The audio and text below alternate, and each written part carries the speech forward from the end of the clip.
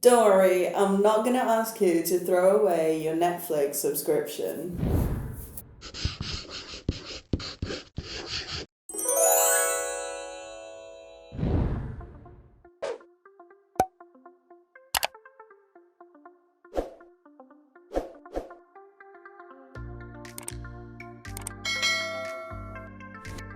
Listen, being an artist is the hardest thing that I've ever done, and I once got a degree in neuroscience. Because while degree programs give you a structured syllabus and a standard grade point system to check your progress, there really isn't a blueprint for all the spiritual and mental, emotional energy that goes into being an artist. Today, I'm sharing with you 3 massive sacrifices that I had to make in order to be a full-time artist. As always, if you enjoy this video and find it helpful, then please remember to give me a big thumbs up, hit that subscribe button down below and the notification bell so you don't miss another video on this channel. But now, let's look at 3 things that I gave up to be an artist.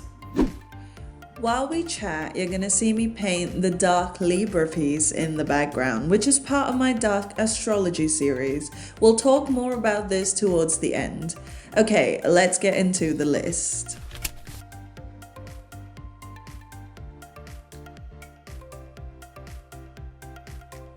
As human beings, one of the very first things that we're ever taught is control.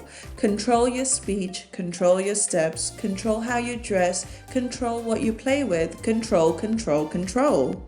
So it's no surprise that we all grow up into these obsessive control freaks that simply cannot cope if things don't go exactly according to plan. And if, like me, you've also been blessed with a healthy dose of anxiety, a sense of control becomes the lifeline that you cling to in this crazy world.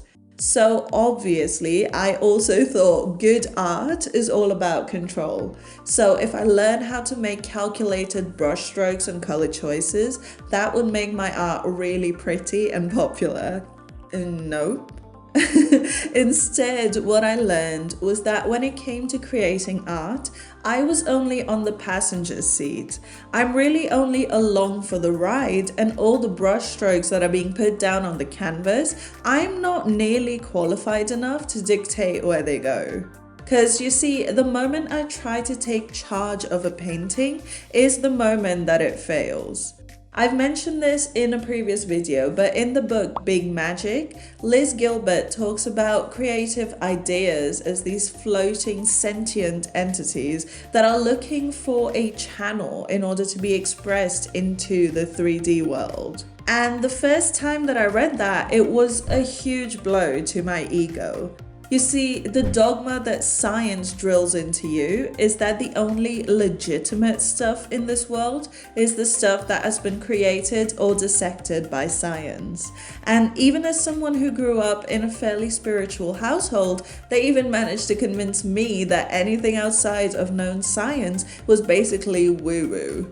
It puts the scientist at the wheel of creation, and this, I found, is incredibly toxic to the flow of creativity.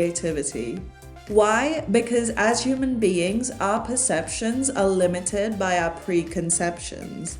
In other words, we only really know as much as we know, whereas the entire concept of creativity revolves around bringing something into this world that has never existed before. So when we try to force our old and often outdated paradigms into the creative process, we're essentially killing the creative part of it. As a creative person, your job is to facilitate creation. I like to think of that water and tap analogy. If you consider creativity to be this fluid, shapeless entity, the artist is then the tap.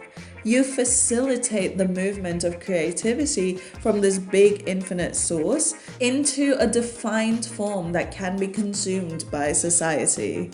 The tap doesn't create the water, it only allows the water into the places where it is most needed.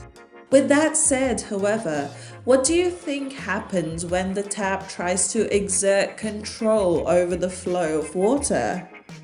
Exactly.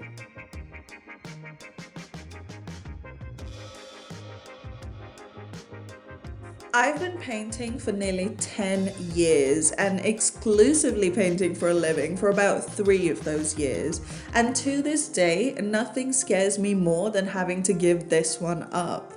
Our whole lives we're wrongly taught that having an end goal will keep you super motivated to do your best every single day. Just keep your eyes on the prize and that will keep you on track with that new skill or diet or workout regime or study routine. Keep your eyes on the prize. Sounds pretty simple and powerful, except there is no prize. Hear me out, we are convinced that our life has this single purpose, and once we find it, that is all we will ever work towards.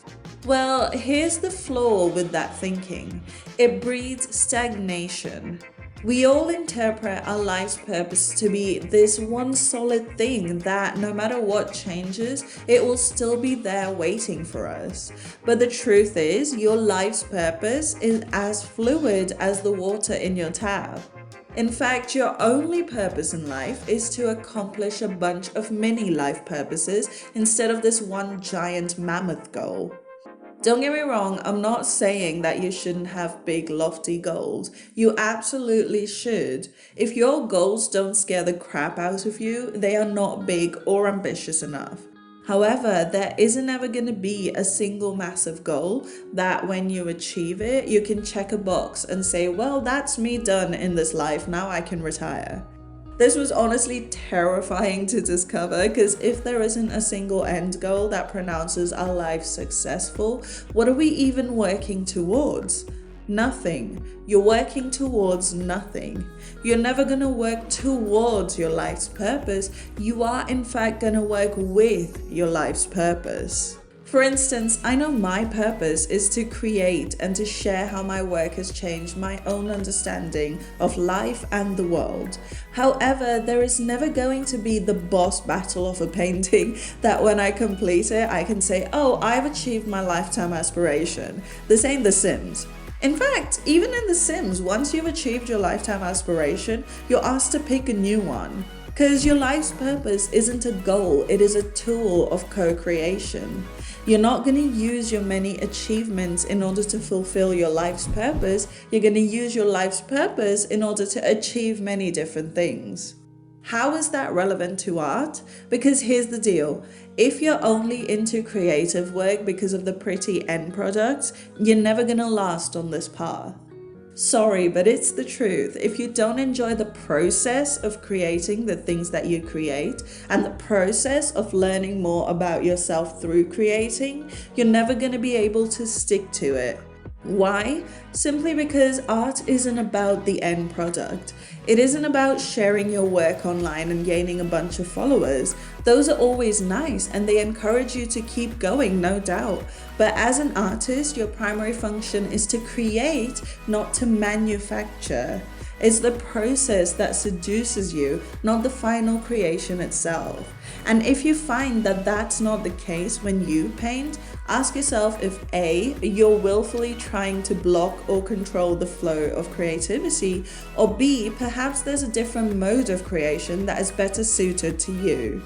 Because the only thing that's going to keep you coming back to your creative work is the love for the act of creation, regardless of whether it produces a viable end product or a scrap.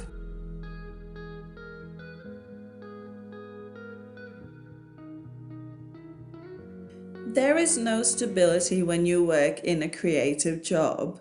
You've heard this from your parents, your grandparents, your aunties and uncles, and any person who equates stability with financial freedom.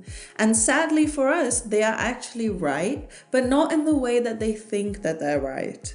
There is no stability when you work in a creative job, but in a mental and spiritual capacity. Why? Because like we've seen today, the very nature of creativity is fluid. I found that for the last 3 or so years, pretty much every other week, I faced a new paradigm shift, both in my thinking and in my approach to life. And these are both the little shifts in thought processes, as well as the big shifts in what I want out of life or what I'm working towards. There is no point in trying to find some place to put your roots down, because all that's going to do is bring in stagnation. And as we all know from the creative burnout video, stagnation is so toxic to creativity.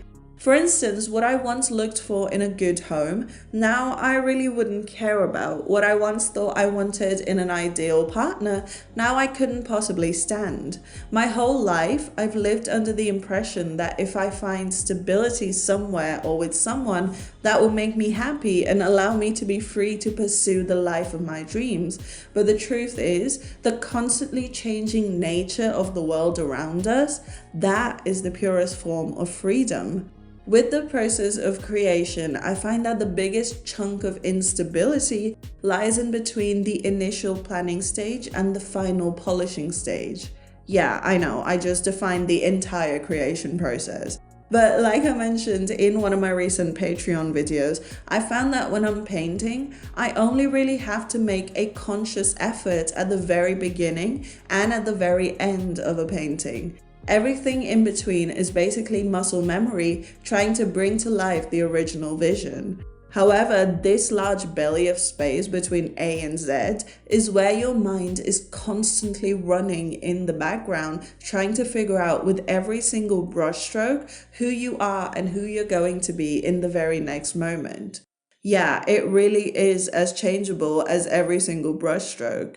You see, when you're actively and frequently engaging in the creative process, sure, you might think that you're creating something, but the truth is, the process is creating you. This is Libra the conniving. Libra is a cardinal air sign which signifies the change from summer to autumn. As with all air signs, Libra has to do with the mind and is characterized to be the upholder of justice and the natural order. If you remember the Virgo painting that we did a couple of weeks ago, you know Astrea, the Greek goddess who went to live among the stars, as the constellation of Virgo. Well, some mythology suggests that she holds the scales of justice, which form the constellation of Libra.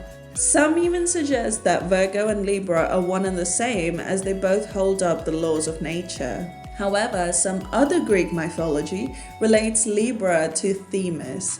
She was one of the Titans and her name means divine law.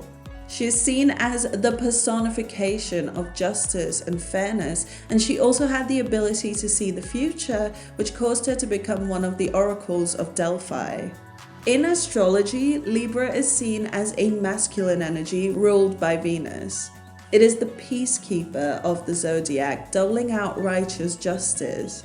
In its power, Libra is both tactful and fair and uses its superior judgment and foresight to resolve all conflicts in a just and tolerant and diplomatic way. However, when it goes dark side, Libra can be indecisive and passive, even downright apathetic.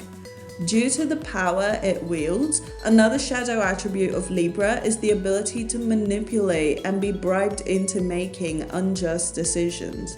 Any Libras out there feeling attacked right now, please comment below because I'm trying to see something. Okay, here I've painted him leaning over his sword of truth, while the scales of justice have been tipped completely over in the favor of these two men who pour out an entire sea of diamonds for themselves. He's got his blindfold half off and looks straight at you, the viewer, with basically no expression on his face to indicate apathy. He knows his power and he isn't afraid to manipulate the law in order to create profits for his people, which I felt was a strong message that would resonate with the community right now, particularly on Reddit, though I don't share these on there. And as with all of the art on the series, you can check out the final painting over on my Patreon, as well as the complete speed painting process for this painting and the very first long form tutorial for February. All of the links are in the video description, so come check it out, you just might love it.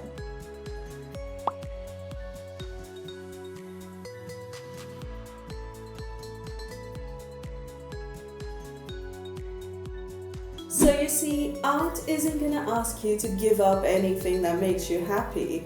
All it asks is that you get rid of old and dense beliefs and mental blocks that keep you stagnant and stuck in this world of wonder and chaos.